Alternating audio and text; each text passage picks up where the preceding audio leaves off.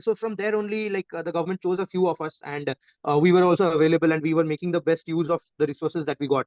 And Yeah. that actually led us to the UNESCO hackathon thing, where we were chosen as mentors. There were actually students from all over India, as well as from 25 plus nations in Africa, and they were there, and so we got to interact. Of course, international exposure is not something that's very readily available. From my end, it was meeting people from so many countries, different cultures, and for Africa we have some normal stereotypes in our mind, and Yeah. they were shattered in the very first day itself. So of course, that all that perspective that gave me particularly a very an idea of globalization, how it works, and how we can actually make the best use of it.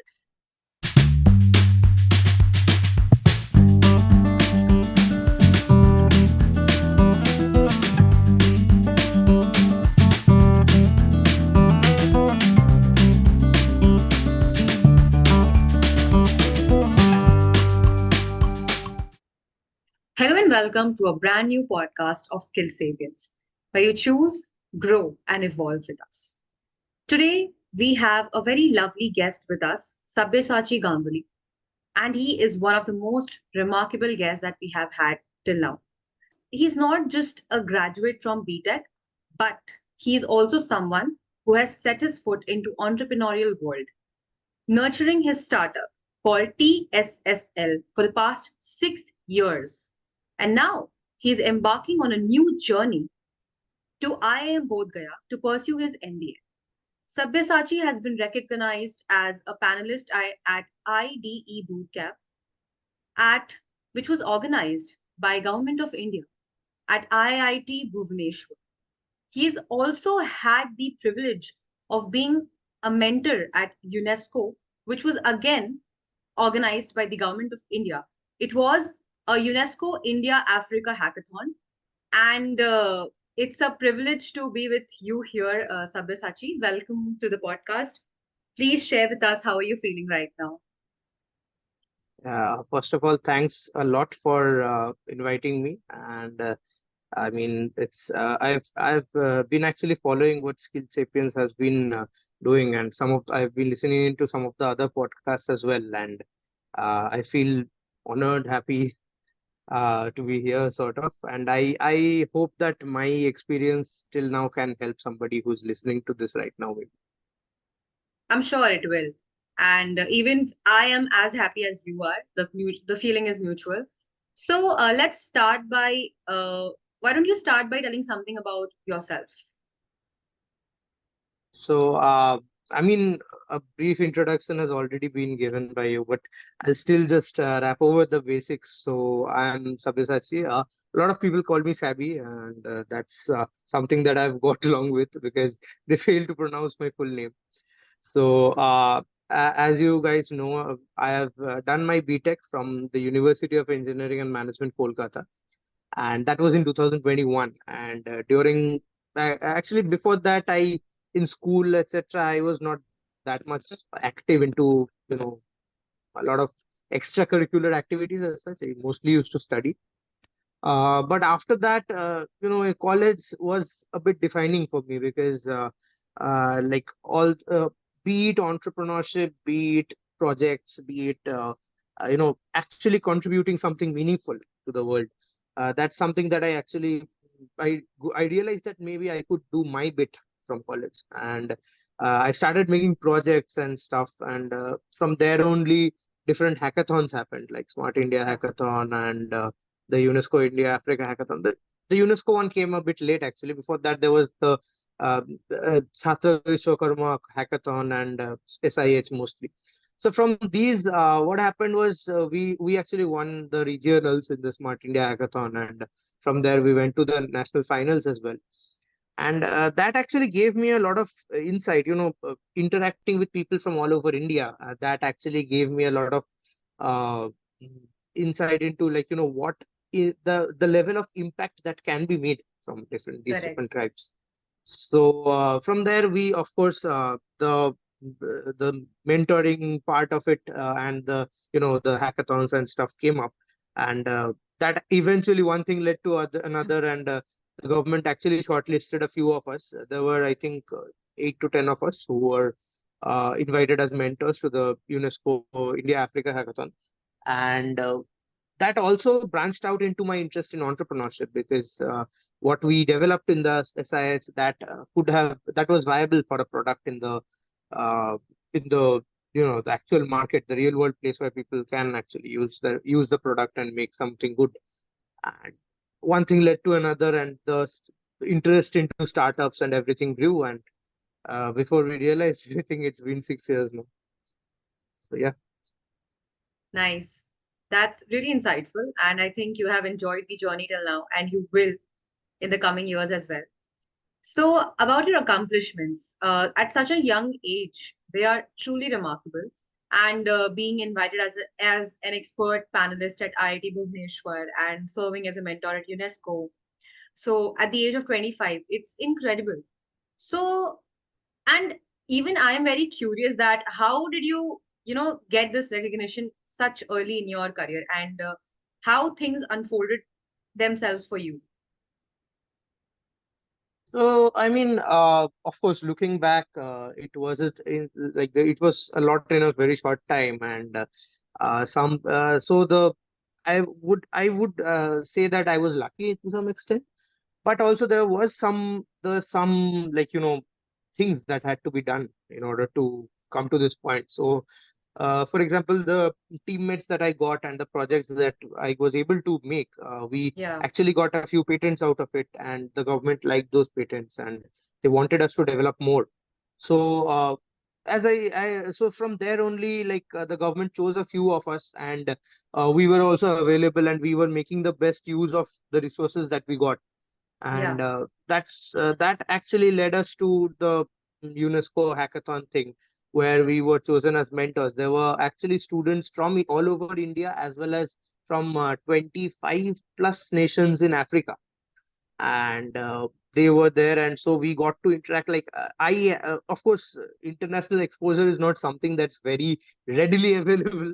I mean, correct. unless you have unless you have a knack for traveling and stuff. But from my end, it was meeting people from so many countries, different cultures. And for Africa, we have some normal stereotypes in our mind, and Yeah, they were shattered in the very first day itself.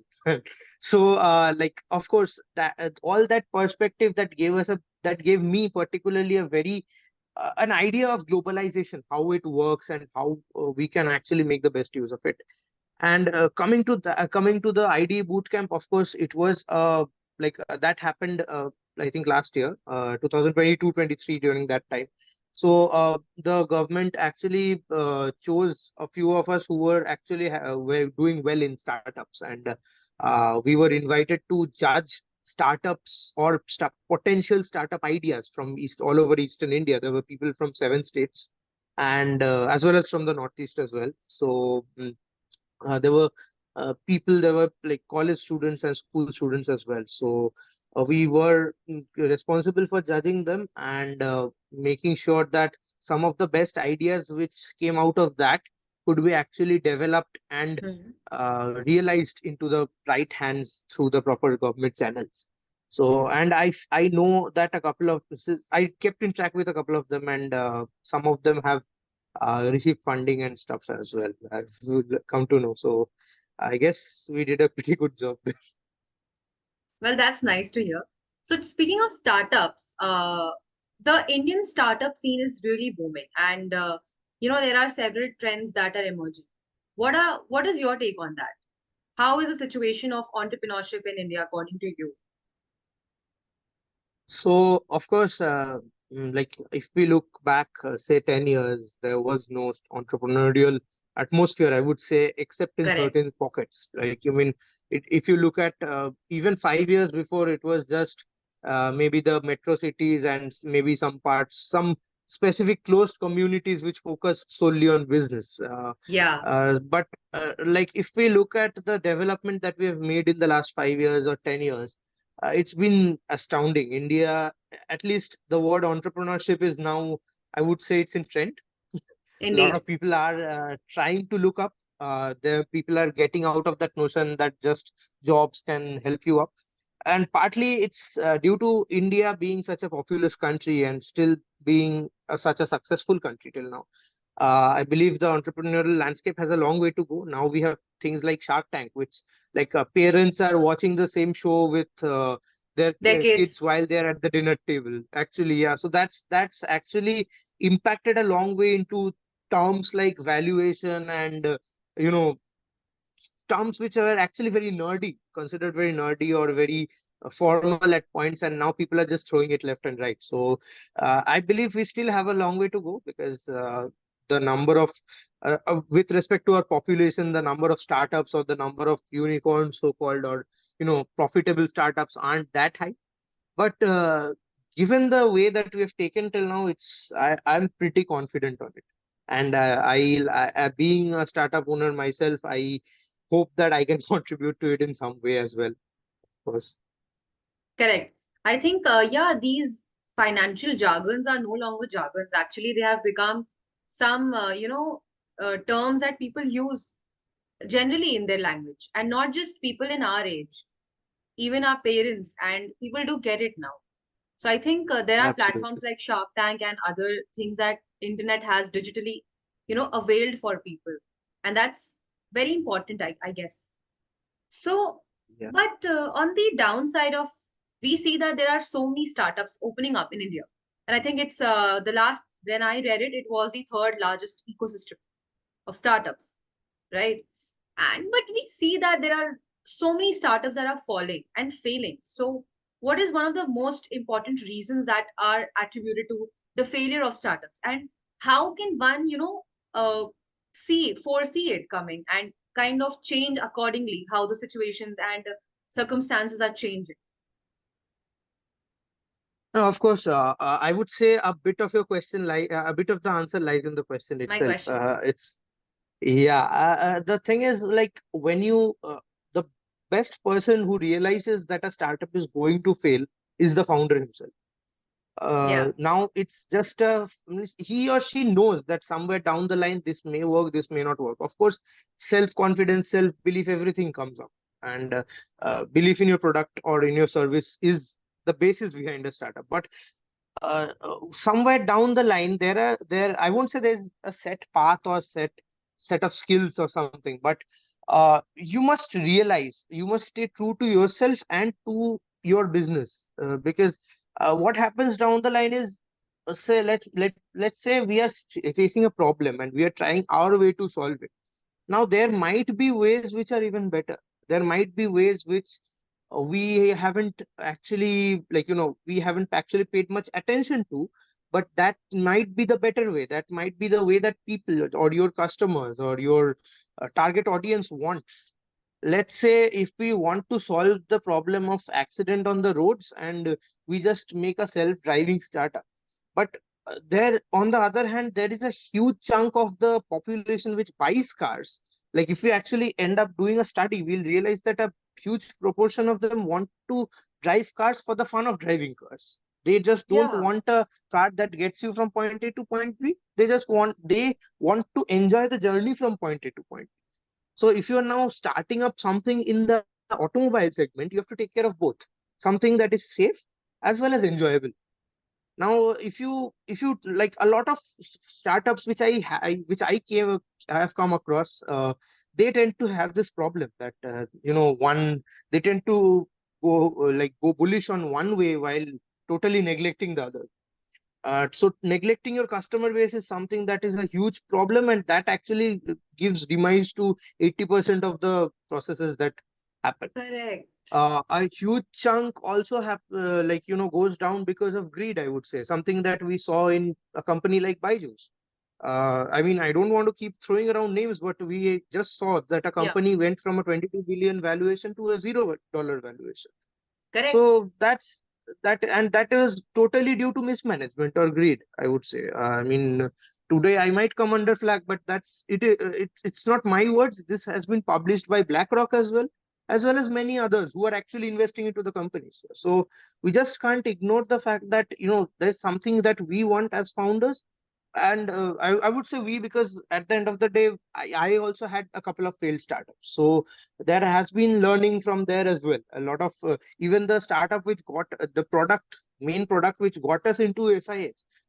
didn't work out in the market because judges felt it was right. A lot of people felt it was right, but somehow or the other, somewhere in the process, we just got lost. We didn't follow the right process. We didn't tender to the right customers. We didn't adapt to the market that India is. Now some a product that huge thing also happens is somebody gets influenced by somebody from the US or UK or Yes, somewhere else, and they tend to try the same formula out in India. It doesn't work because it correct. doesn't work like that. Like you have to localize as well as globalize. You have to count Yeah, get a balance between them. So yeah, that's that. I feel these are some of the reasons. Of course, I can't cover all the reasons. Some reasons correct, are correct. just circumstantial or bad luck, but a majority of the reasons are these. I just want to double click on what you said, that there are replications of ideas. I think something that a startup that worked out in USA, or let's say in New York or any other, West country, if the same idea is replicated exactly in India, it won't work because the demographics are different, the psychographics are different, and each and every customer that we have here, even if you, make a customer persona, they are different.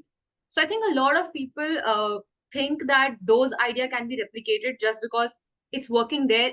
It's not possible that it will work here. So I think one more important point that you that pointed out is that market research is very important. You really need to know what and where you're launching and which pain point are you Absolutely, trying to solve. Because as you exactly, correctly mentioned that in the automobile sector there is not a problem that is existing. You're trying to solve a problem that's not existing and undermine the problem that is absolutely. there in front of your eyes, and that's true and correct. So you also mentioned about certain certain uh, uh, downsides of your own startups, and you said that you experienced certain fallbacks and fallouts in your own previous startups. So tell us more about that. I mean, how long did it take for you to realize that it's a failed start? I need to start something of my own Uh, now in a different manner. I'd put that into brief because if I start, it's going to be a whole podcast of itself. Haha, sure. But yeah, so the process of like realizing that it's not going to work, I would say it was a 2 month process. But the there was, if I go in deeper into it, there was actually just Mm. one day in which I faced a couple of people and who wanted to invest initially, and they after conversing with them for a month or so, they asked us 5 questions, and I couldn't answer three of them. That's where me and my co-founders realized that this isn't doing well. And I can even say some of those questions. One of the questions was like it was just a thing between me and my friends, and like there were five of my friends who were trying to start it up, and there was a question that what each of you are doing. Now three of us could easily answer what are our roles. We were very clear, but the other two weren't, because they then we realized that somewhere down the line, maybe we are carrying a lot of extra weight. We are not actually recognizing ourselves to our whole potential, Correct. and maybe we are not doing the best. Like we were, two of us were doing stuff which even one of us could do, and due to too many cooks being there, maybe we were some going down a Spoiling the line broth. where we didn't want to. Yeah, actually we were. I mean, the proverb is true. That was one thing, and besides there were a couple of other things regards to finances and stuff as well. So those issues were also there. So overall it didn't work out. And the second time, of course, I also tried to do something in the agro sector, but then unfortunately there was COVID, so I Yeah. really couldn't do much about it. That time I was a bit like, maybe looking back, I maybe could have done a bit more, but since it didn't happen well, can't do much right now. But Yeah. then my current startup, the one which I am solving right now in the merchandising sector, that did well, thankfully, and that was there initially. Like it's been quite some time since that came up. That came up in 2018, and that was always there in the background. I didn't put much focus into it, but right now, maybe with increased digitalization, since the geo movement and everything happened, Yeah. I believe that I could leverage it to some extent, of course. So actually, my follow-up question was supposed to be, what are you into right now, and what problem are you trying to solve currently in your current startup? Of course. So, I mean, of course, it all comes under the same conversation. And so right now, my startup TSSL, it's into two verticals. Hmm. So the first vertical is into merchandising. So we don't exactly, the pain point that we are trying to solve is mainly for people who are into managing events. So event management is a thing that's been around for a long time. People are managing events on a hyper local to a global basis. But whenever the bigger the event is, there are more moving parts come in to picture. Yeah. So if there is something like, let's say, a college fest or something Uh-huh. like that, then there are not too many moving parts. There's just, a couple of main performances, and then Yeah. the rest of it is managed mostly by students themselves. But if we look at a bit global events, like let's say, um, Sunburn, maybe there's some DJ, let's say Alan Walker, somebody's coming to India. So I believe there's something coming up like that as well. So we are there's a lot of moving parts. There's five, six artists to be managed. There's crowd management and a lot else. So what we do is we help event management companies simplify the merchandising side of it. So, Okay. like any form of merchandise, as well as different, mm, different types of merchandise are required for different types of events and Events, right? different, yeah, different aspects of the event also require different types of merch. So we are the one-stop solution where they just tell us that, bro, this is the scale of the event, this is the extent of it, these are our budgetary constraints and everything, and we take care of the rest. We just give them three, four types of solutions, and they choose which one is best for them. And we do this on a scale of even college fairs, because students as such, especially in engineering colleges or in general science colleges, they don't have much idea of how to actually get Yeah. an event over there. So we of course consult them on a more budgetary basis, because of course in college fest you really don't have such a huge grand budget or something. Yeah. But we try to make budget friendly solutions for them as well. And right now, be it we have a couple of IITs and two IIMs, and almost 80% of the colleges in Eastern India under our belt. So that's something that we have been doing till now. And the second vertical I was talking about is the Mhm. it's the IT projects vertical. So a couple of startups, especially in the advertising or in the education sector, they have, they reach out to us and say that we actually need a website, or maybe they even need a simple way to get their projects. A couple of colleges came up to us, a university from Australia actually. They reached out and they asked for a platform where the students are submitting the projects, and they're getting automatically verified using AI. So that's something Okay. that we are currently working on right now. And I mean, there are platforms for it, but they want their own platform. So that's what we are doing right. So that's these are the two main verticals. And in future, I am a lot into quizzing and stuff. So we are working with a couple of institutes from Delhi to improve the quizzing scene in Delhi as well. So that's a future vertical that might be possible. We're looking into that, right?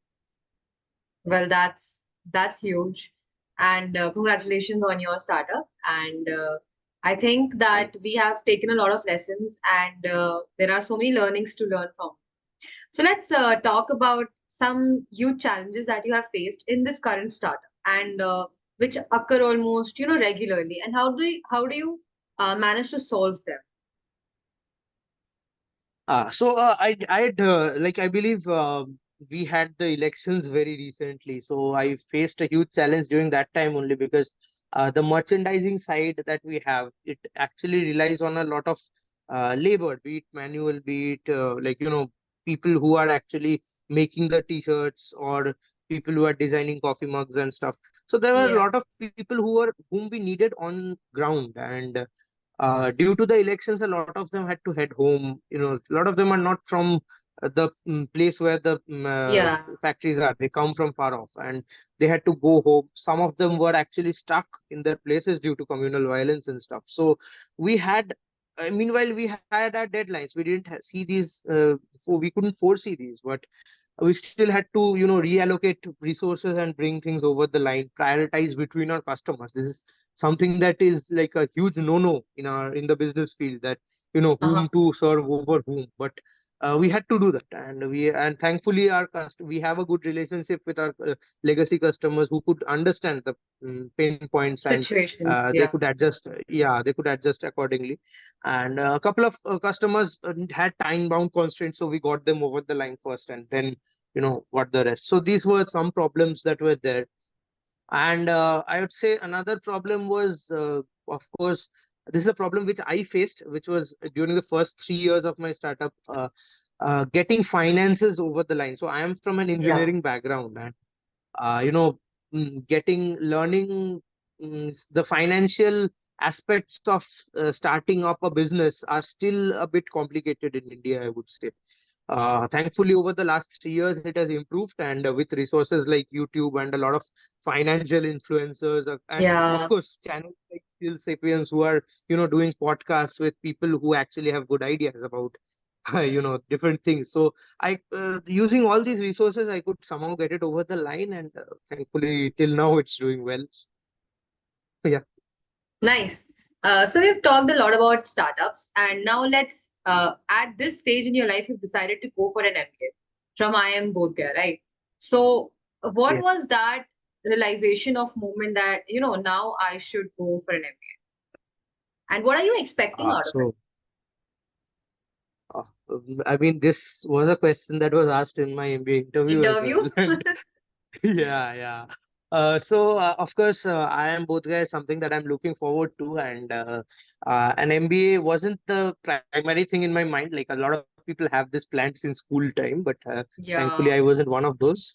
I had, of course, the getting the BTech out of my way was one thing, and once I started stepping into the business world, I realized a couple of things that uh, starting a business is one thing and keeping it running is a different thing. So, Correct.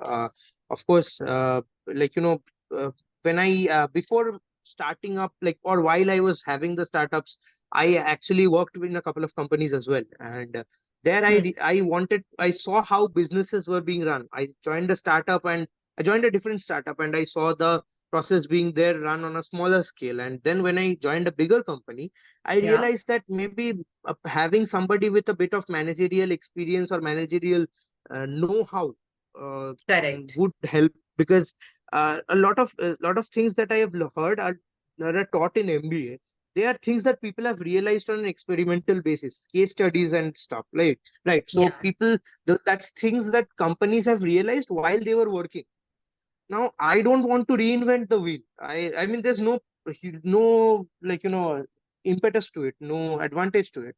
So I want to learn what is there out in the world, what business knowledge I actually have out there, and then maybe meanwhile I can apply it to my startup, and I can help people who are actually there, who are doing not just in startups, but in different General. aspects of different, be it jobs, be it anywhere. Like it can like these managerial skills can help us a long way Anyway. in our real life as well. So yeah, of course. So that's and of course, what better place to learn it than an IIM. So so that's what I'm Correct. going for, aiming for right now.